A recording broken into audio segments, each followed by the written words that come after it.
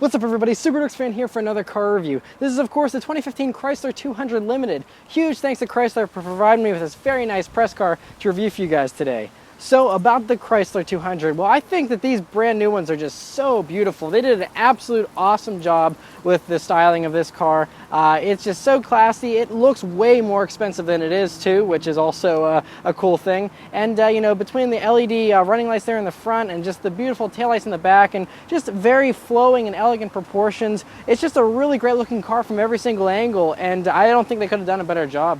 Whereas for the interior of the Chrysler 200, it's pretty nice. So this limited trim, first thing you notice, cloth seats, which is surprising. Normally limited models have leather, but I'm not complaining. You know, there are higher trim levels. This isn't the top of the line Chrysler 200, but still very nice. I actually really like the design of the seats. They're highly contoured and feel pretty good here. I've only been driving this car for a day so far, but you know, over the week here, I'll definitely report on how comfortable they are over the long haul. But nice cloth material here, and overall, you know, I mean, the bolstering isn't, you know, really too supportive or aggressive, but, you know, it's a standard, you know, regular kind of car, not performance oriented. So these seats are totally acceptable, and comfort is the main thing, and they do that pretty well. Next is the steering wheel in the Chrysler 200 here, which is kind of thicker than I was expecting, but you know, it makes it feel very, very sporty, and you get a really good grip. 9 and 3 grip is really nice, actually.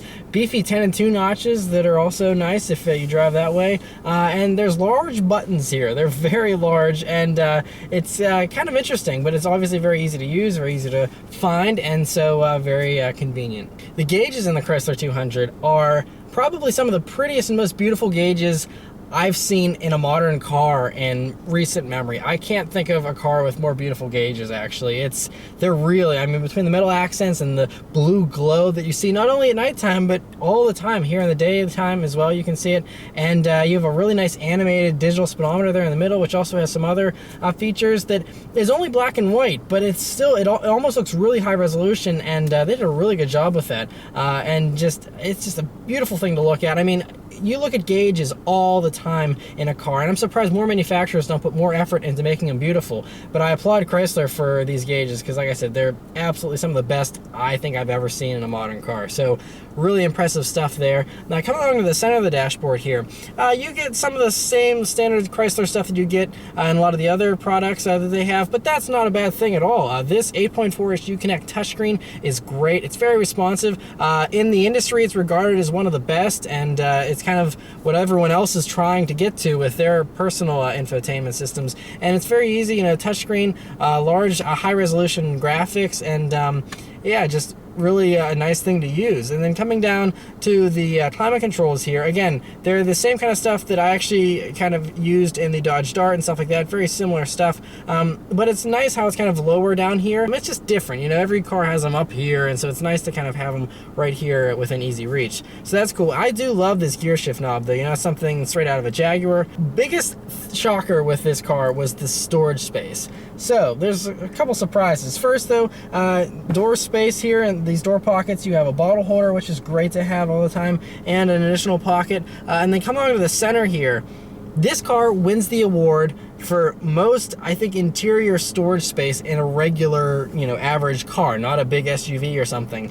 So we start off with the basic stuff. You have your 2 cup holders here and a little slot for the key or a cell phone, something like that. You have this center armrest, which is actually nicely padded. It's great to put your elbow on. And then you open that up, and it's a cavernously deep, huge just console. You can fit tons of stuff in there, and it goes all the way through. And it's kind of interesting because this is all incorporated. This whole thing is a big floating massive console. So you have that deep thing there, and then you look over here and you'll see this other rubberized piece right under the gear shift area and all that stuff, and has a cool city skyline there with the Chrysler signature. Very cool, and tons and tons of space under there. And that's not it though. You hit this little button right next to the cup holders, and you slide this back, and that's where you find your power outlet and auxiliary and USB jack, and another enormous storage space. I mean, you could probably fit, I don't know, 3 gallons of milk in this like center thing. It's just like so much space.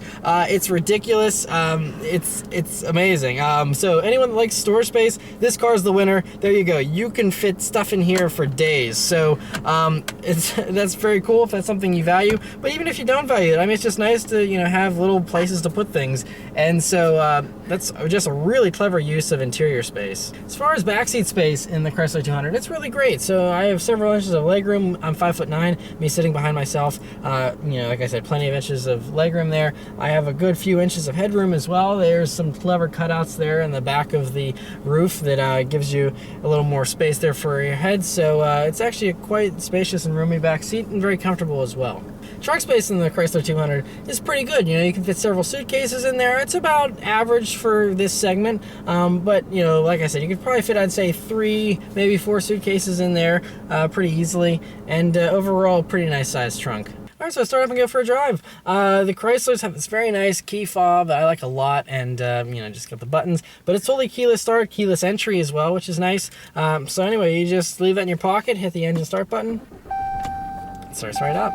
Alright, so setting off for the 2015 Chrysler 200 Limited. So first thing you notice is that you know, it's you feel like it's a little bit of a bigger car. It feels substantial, and that's really nice. You know, it doesn't feel small or tinny or anything, but it doesn't feel intimidating to drive either. It just, when I first started driving, I was like, this feels a little bit bigger, but visibility is good. You know, the hood drops down nicely, so you don't have to peer out over any hood. The side windows here aren't the biggest, but you know, you can see out of them just fine. The B-pillar is kind of thick, and we'll see over the week of driving whether or not that gets to be an issue or not. But overall, the first impression is that the visibility is really good. Alrighty, so let's turn onto this back road here. Let's see how it does. Here we go.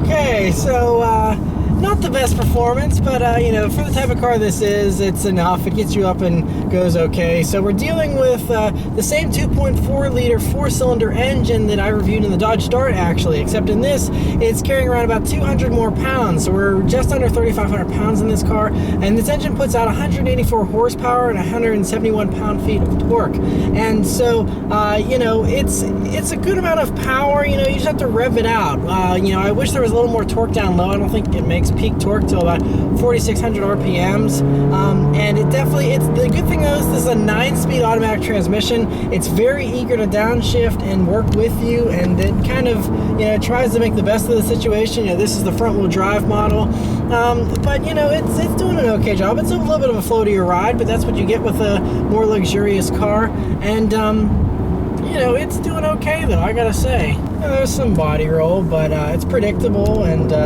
not too bad. Just cruising along though now at a relaxed pace. It's a nice car, you know. Obviously this car is happy when it's driven at, you know, 5 or 6 tenths, you know, just nice and relaxed, smooth, maybe even like 2 or 3 tenths.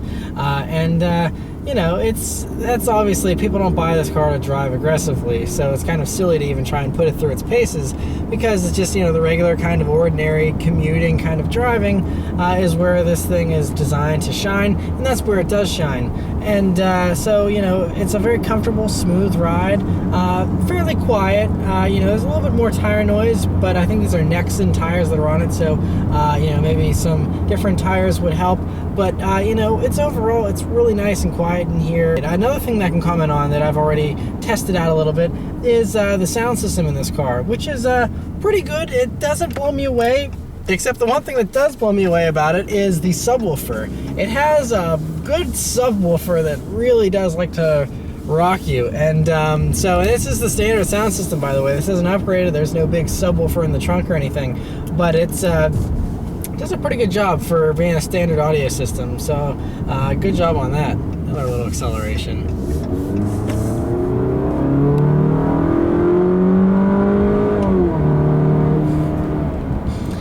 Yep, so it does a pretty good job. If you do want more power though in the Chrysler 200, they do have the V6 engine available to give you almost a full 100 extra horsepower, and you can also get this with all-wheel drive as an option too. So you know, if you do like, you know, the all-wheel drive over the front-wheel drive, or you want more power, those things are both available, and would really, I think, enhance what is already a really nice and comfortable car, and would give you that little bit of extra kick and the sure-footedness of all-wheel drive, which is always nice to have too.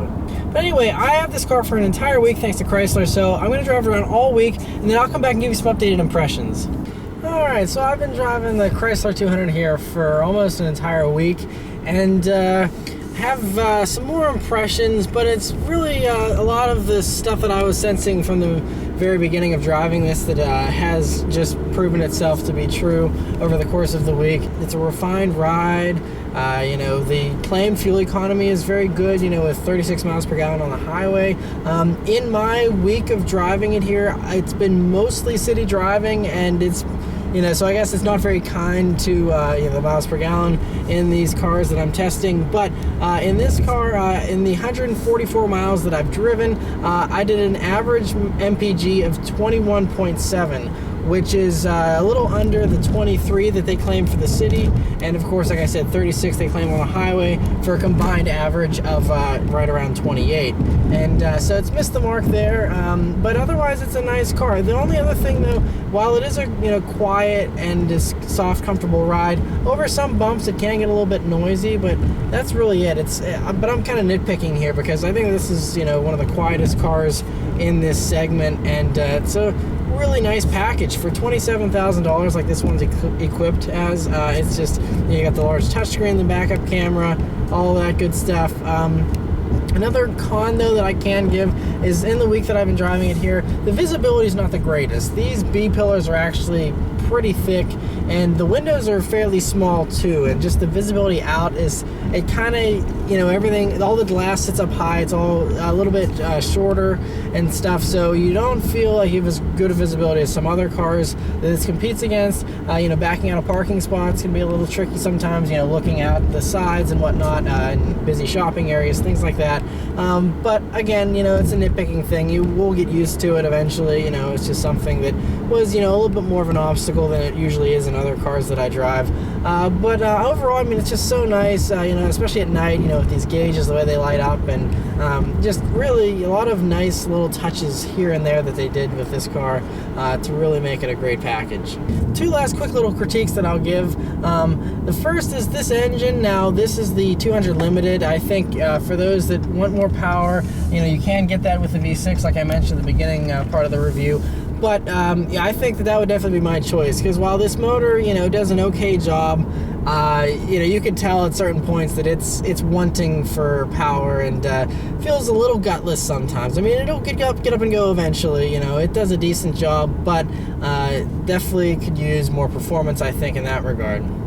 The last critique is that whenever you're in reverse and you're backing up like I'm doing now, and you stop, it makes this noise. And I don't know if that's unique to this car or if it's something that's a common thing that happens with all of them, but yeah, a little noise from the brakes whenever you stop in reverse, and it does it every time. So like I said, you could just be the brakes on this one, I'm not sure, but just something to be aware of if you're looking at one of these, to make sure it doesn't do that. So yeah, for anyone that's looking for a stylish and economical car that'll get them from point A to point B in comfort, I think this is a great choice. Obviously, I review mostly performance cars on this channel, so you know, it's obviously not a performance vehicle, so I can't really give it the same kind of critiques that I would for a performance car, but like I said, as a regular you know, car just for comfortable driving, this does a really great job, and it's a really good value, I think, for the money as well. And so yeah, I think they did a great job with it. And the last thing I'll mention, the cherry on top of all this, is it has phenomenal safety ratings, which is something I actually value very highly, and so that means a lot that it has a very good safety rating. And so yeah, overall, just a great package, like I said. And yeah, so let me know what you think about the Chrysler 200, and thanks for watching, guys. I'll see you next time. Take care.